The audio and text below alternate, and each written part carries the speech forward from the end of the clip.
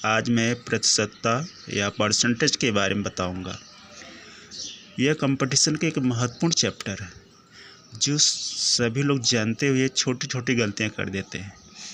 आज मैं प्रतिशतता को विस्तृत प्रकार से बताऊंगा, इसे ध्यान से देखना।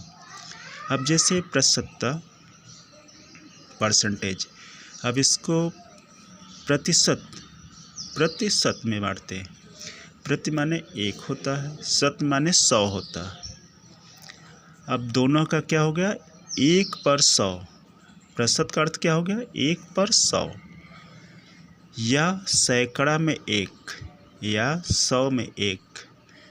अब भिन्न में से हम क्या कर सकते हैं, 1/100। अब ये क्या है, अंश है, ये क्या है 100, यानी 1 अंश है और 100 हर है। भिन्न में क्या होगा, 1/100, जो 1 अंश हो गया ये हर हो गया। अब इसी प्रकार परसेंटेज यानी इंग्लिश में हम देखेंगे, पर का जो अर्थ होता है 1 होता है। सेंट ये डॉलर का हिस्सा है, जो 100वां हिस्सा, डॉलर का क्या है 100वां हिस्सा। सेंट का अर्थ क्लियर हो गया, $1 का 100वां हिस्सा। अब ये इसका मतलब क्या हो गया, या 1/100वां हिस्सा। पर माने 1 का 100वां हिस्सा। अब क्लियर हो गया परिभाषा। अब इसकी परिभाषा आप देख लीजिए। प्रतिशतता उससे कहते हैं जो 100 में से 1 भाग को दर्शाता है। 100 में से 1 भाग को दर्शाता है, उससे हम क्या कहते हैं, प्रतिशत कहते हैं, यानी प्रतिशतता कहते हैं।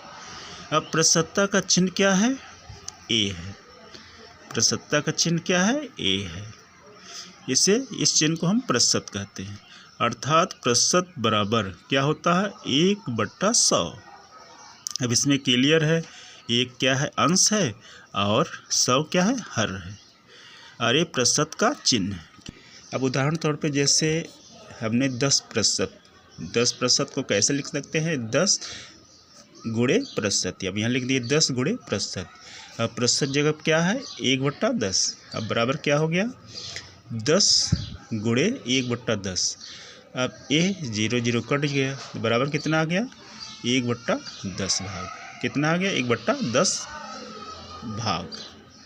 अब जहाँ पर प्रतिशत 1/10 है, क्लियर हो गया। इसी प्रकार 20% को भी जो प्रतिशत का यहाँ अलग कर लेंगे, 20 गुणे प्रतिशत बराबर 20 गुणे 1/10। ये 0 कट गया, बराबर ये 2 1 कम 2, 2 5 5 बराबर 1/5 भाग आ गया। ये 1/5 भाग आ गया। अब प्रश्न के द्वारा हम समझ सकते हैं। एक प्रश्न भी हम ले लिए हैं। वीडियो तो लंबा हो रहा है, लेकिन इससे अच्छी तरह से जानकारी होना बहुत ही ज़रूरी है। अब प्रश्न हमने ले लिया है, किसी राशि का 10% घट जाना या बढ़ जाना हो तो हम कैसे इसे लिखेंगे। अब माना कि राशि, अब जैसे 10% बढ़ या घट रहा है, तो मान लिया कि राशि या धन कितना है, 100 रुपया है।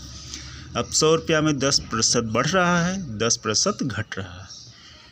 अब पहले हम क्या लेंगे, घटना, यानी जो घट रहा है।